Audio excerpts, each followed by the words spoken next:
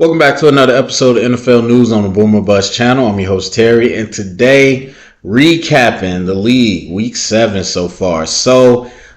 This is one of, I would probably say, the top reason that I started my YouTube is because first I was doing draft content only, and the number one reason I did this is because I wanted to have a place where it could be documented and you can't dispute it, because the internet's the internet and it's only gotten worse. People love to try to tell you are wrong and you didn't say anything and discredit anything you say. I say that to say because I recorded a recap for last week, but the ending I got messed up and I just didn't have the time to redo it, and I was just done by that. And it was a long one too. So I ended up just not posting it.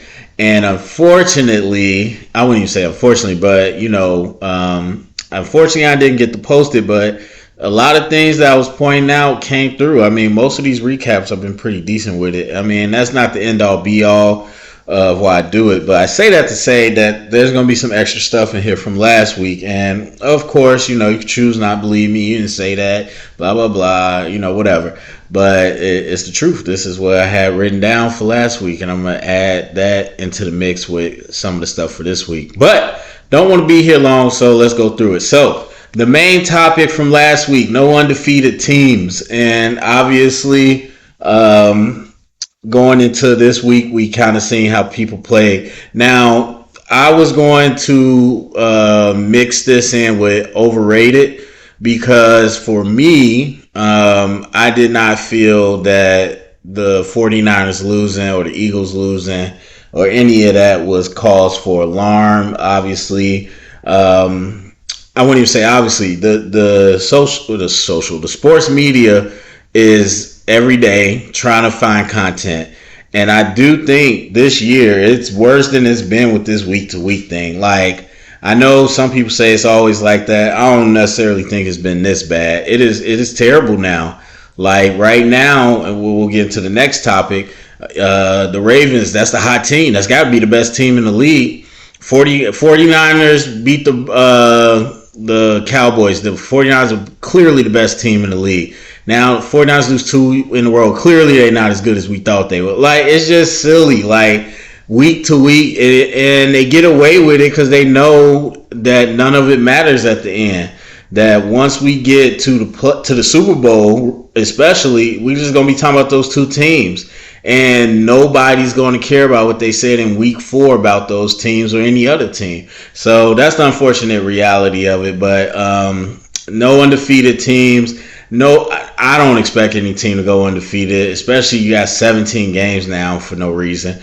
And so I don't think that matters much, to be quite honest with you. I mean, it does matter throughout the season to see you play in different situations, but to sit here and say they're not undefeated, that means something is whatever. Now, obviously, still upsets, but I'll talk more about it as I get to it. But I think you look at the situation for both of those games, and when we're talking about projecting forward, which is the most important part, I think that was blown up a little bit too much. So, speaking of that, Ravens blowout.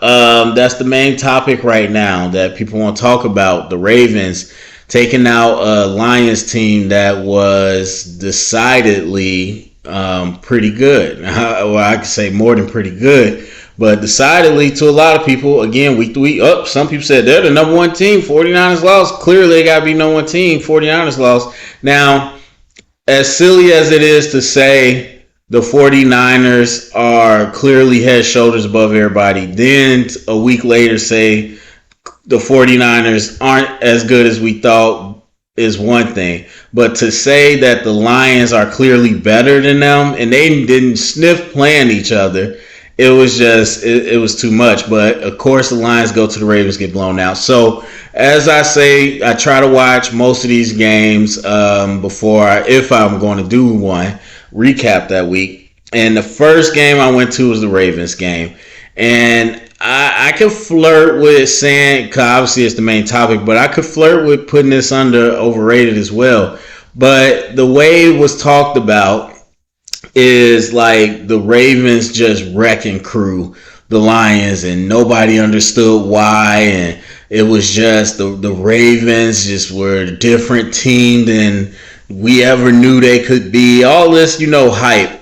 And I should know better because that's just the media. So I said, okay, let me get my eyes on this game first and, man, see what happened. Because I was definitely surprised looking at the score on Sunday. So I was like, okay, let me see what happened with this game.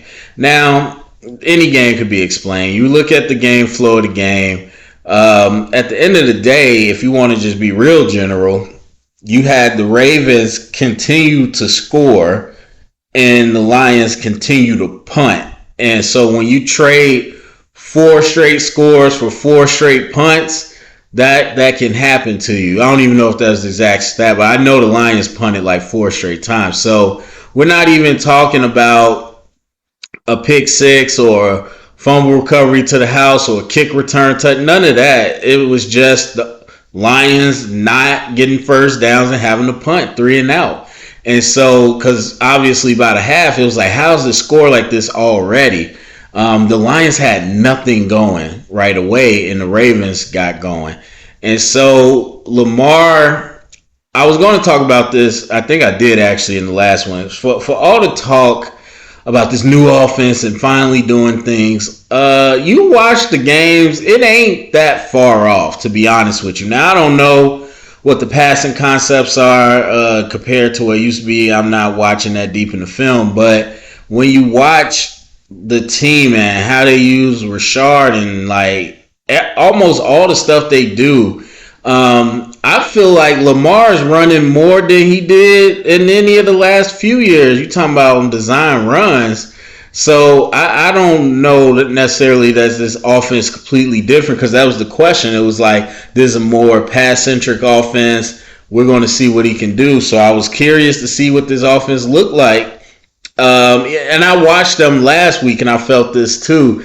And so this isn't new for me, but I was just like, this offense isn't what people were trying to make it out to be. But either way, Lamar's Lamar. The Lions, you had Hutchinson getting pressure. Other than that, the Lions couldn't get pressure. So either he had all day, or once they blitzed, they couldn't get him down. He made moves. And so that type of escapability is one of the things that makes him a unique quarterback. Absolutely. But he made a few plays that I thought were like, okay, I don't know if I felt like he could do that previously. But for the most part, what you had was a front runner. You just like the 49ers. When we saw the last 2 games with the 49ers, now granted there's injuries involved, but when the 49ers were down and their defense was not getting quick stops or creating short field, and the run game couldn't do nothing, that's the more important part. We saw that the 49ers offense went all that because, and I say it all the time, like, once you become one-dimensional, it's a whole different game. Like, the Ravens, you watch the Ravens in the second quarter, third quarter, whatever. Like, whatever they wanted to do, if they want to do a screen with Zay Flowers, or they want to do a reverse, or they want to do read option, or they want to do a fake handoff and run with Lamar, like, whatever you want to do is available to you, because the team knows that they're behind and they're in desperation mode, but you got the lead and all your stuff's been working. So the misdirection hurt them early on, a lot of big plays. Once there were big plays, they got a little hesitant and they just did not know who to cover. And so with so many good athletes, they were able to take advantage. Then after that, they got super aggressive. They was like, we can't let Lamar sit back there. And he still got time. And when he didn't get time, like I said, with the blitzes, he was able to either escape or make a play off that. I mean, but their blitzing was so bad. Like, the Lions were leaving people wide open. It was just not sound blitzes. And so you had huge plays just off that alone, where somebody was left alone on a blitz and Lamar was able to get to him. So, not to take away from the Ravens winning, but the magnitude of the win that people are trying to make it, I wouldn't necessarily say that. I'm not going to say, I didn't say the Lions were world beaters before. So I'm not going to act like, David and Goliath. But, this thing we talk about the undefeated teams is not. No, I don't expect any team to go undefeated. How you play is definitely important, but you got to look at the context situation too. But no, the Ravens definitely outplayed them in that game. So, but I would not sit here and say the Ravens are an elite team like some people are trying to say. All right, so going to overrated, as I mentioned before, the Brock Purdy performance, the Jalen Hurts performance. Now, again, because I'm a week late, it's going to look one way because Jalen Hurts came out and had a better game. Now, the reason I said his stuff was overrated, his game was overrated against the Jets, is because people are like, oh, it was 3 interceptions and blah, blah, blah. And, like, overall, his interceptions are up, yes. And I'm not even saying he's playing great. But that's my issue when it comes to any of this. The only quarterback that really gets the benefit of the doubt is Patrick, and not even really. Like, the media is hell bent on being completely in the moment. So even when Pat was winning but didn't have good stat lines, it was like, yeah, they was questioning him. So, but he gets more benefit of the doubt than anybody. So Jalen and those type guys won't get it, because my issue is, let's say he's playing bad this season, or Burrow was playing bad, whatever. Let's just say they're playing bad. Does that all of a sudden mean they can't do what they were able to do before? Because that's the question. Like, you want to live in the right now or the immediate past, or do you want to analyze to project for the future? So for me, I watch Jalen Hurts and I'm like, you're having bad games, but does that mean, the physical tools are different? Does it mean the mental tools are different? Does it mean, the technique is different? Those are the real questions that, the so-called experts don't ask those questions. They just say, well, the numbers are different. That's the only thing they look at. So you watch the game in context, and like I said, the last interception was really bad. Forced to double coverage. Absolutely can't excuse it. Happens. But the other two were tips, man. It was like deflections to interceptions. They were pop-ups. And we're going to sit here, as I hate in general, that whole conversation with the interceptions with quarterbacks. But that's the problem with numbers. They don't tell the whole story. They become just a thing on a piece of paper that people want to quote. 3 interceptions. You explain that to me. You can't explain it because you didn't even watch it. Like, those 3 interceptions is not equal to another person's 3 interceptions. So, that's always the case. You got to do more than that. Brock Purdy, you're going up against a defense that is pretty good, but you also going, you're in the bad weather, and then obviously the injuries are there too. So that, I think that context people kind of brushed over and, didn't really give it as much as they could. Now, Brock Purdy followed up against the Vikings and didn't play great either, but I don't think he played terrible. I don't know why 0 to 100. Like, I watched the game for Purdy against the Browns, and honestly, I don't think it was terrible. You had a number of drops that definitely didn't help, and some miscommunication. Like, the weather was just bad. That affected the ability to get the ball out and all those things against the Vikings. I mean, you and then the other part with the Browns, you in the game. You should have won the game. Like, that's the biggest part. And then the Vikings, you're in that game too. You're doing what you got to do, but he did make some mistakes that cost the team, but I'm not going to sit here and be like he was horrible. So the bigger surprise in that game was the 49ers front not getting to Kirk Cousins. That was the bigger surprise. And then overrated for last week, I was going to talk about the Browns defense because everybody's just quoting the numbers. Like, we going to watch the game or we going to quote the numbers? We look at the game, you say, yes, there's some things, obviously, Myles Garrett, that they do great. There's some things that they're also not that super great at. But because of that historically bad first game, and the Browns offense wasn't great either, because of that historically bad first game and that storm with the Bengals, the numbers are so far skewed. And then you had another game, I forgot, but at this point who it was against. And I think they had bad weather again. And it was just like they had a couple games where it was just terrible offense happening in general. Not necessarily to me just because of them. And because of that, the numbers skew it so far. Like everyone keeps quoting historically great. Do you really think this Browns defense is historically great? Do you really think it's better than the 49ers, the Ravens? Like, come on now. And then you obviously got the Colts game. And to be honest, the Colts should have had a couple more breaks that they didn't get. And Myles Garrett terrorized Minshew, of course, but the Colts did. They were able to be effective on offense too. Now that's the Colts. Do you think the Colts offense is better than the 49ers or a lot of other teams? Come on, let's be serious. So that's the thing. That's why every week is like, oh my God, I can't believe this happened, because y'all sitting here with y'all judging things the wrong way, and you're not looking at things that actually matter.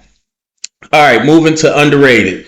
Injuries in general, not going to spend a lot of time on that. I think I don't have the numbers, but I think there's more injuries this year than before, especially the major players. It's so obviously with IR, that's short-term injury, so they could come back. But just up until this point, we had a lot of major injuries. Speaking of injuries, that leads us to Deshaun Watson, who, again, I brought this up last week at Underrated because I was like, I think people are downplaying the fact this man hasn't been available. And now we had him go in the game, throw 2 passes? He leaves the game, finds out he's medically cleared to come back. They're saying the team didn't let him come back. Now he's ruled out on Wednesday for the game on Sunday. Something does not smell right. And I would love to dive deeper into that, but I'm not right now.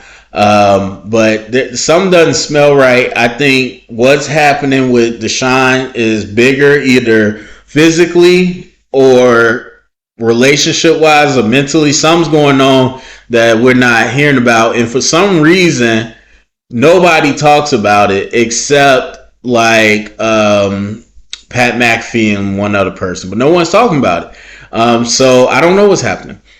Other underrated thing I have from last week, the Jags pass rush. Now, the Jags had already played their Thursday night game when I recorded this, so technically that wraps into this week. But I had that because I've been saying for a couple weeks is that you look at Trayvon Walker, a very unscrutinized number 1 overall pick with so many other people just absolutely, not even number 1 picks, people just high picks in general being absolutely scrutinized, people at his own position. And for some reason, people don't say nothing about him.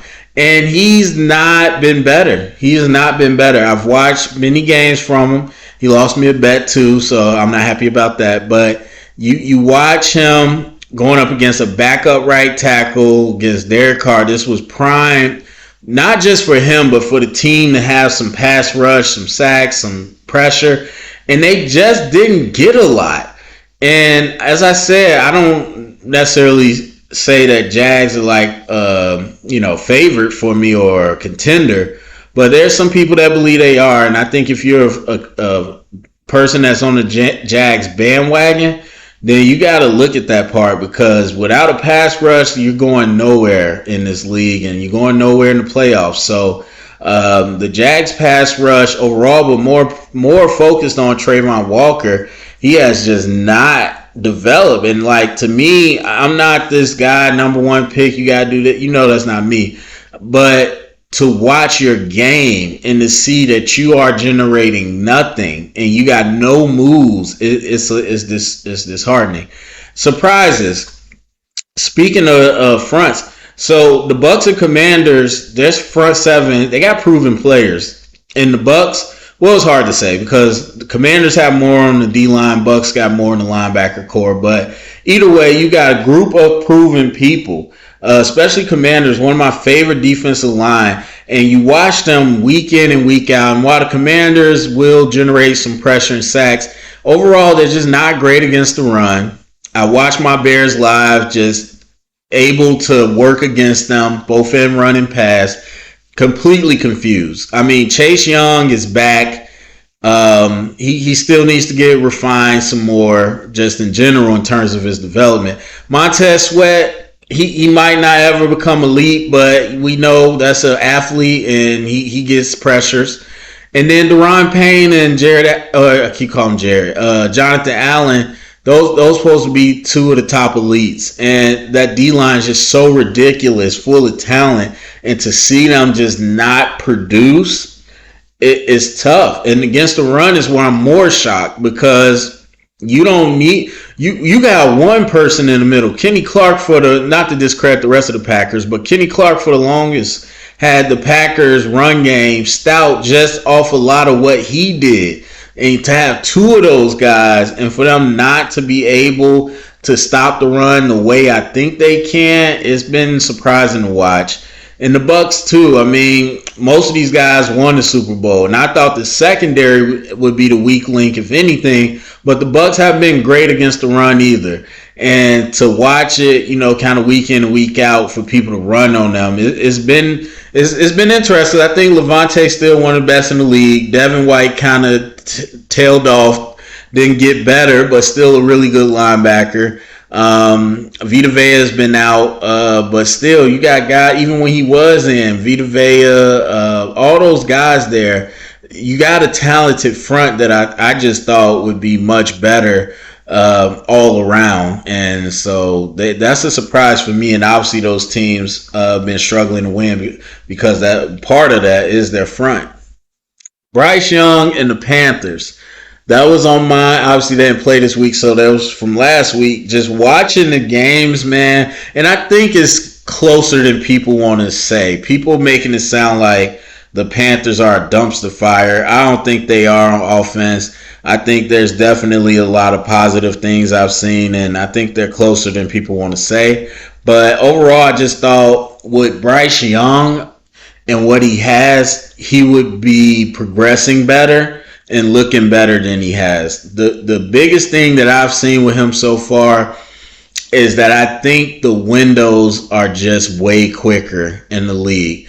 Not that he didn't know that, but he's having to figure out how to navigate it. Because I watch him in the pocket. He's not scared in the pocket. He still knows how to move in the pocket. I watch his accuracy when he's able to throw. He still got accuracy. He still got arm talent. He's still mobile. He got all the things. Like, again, are the physical tools different? Are the mental tools different?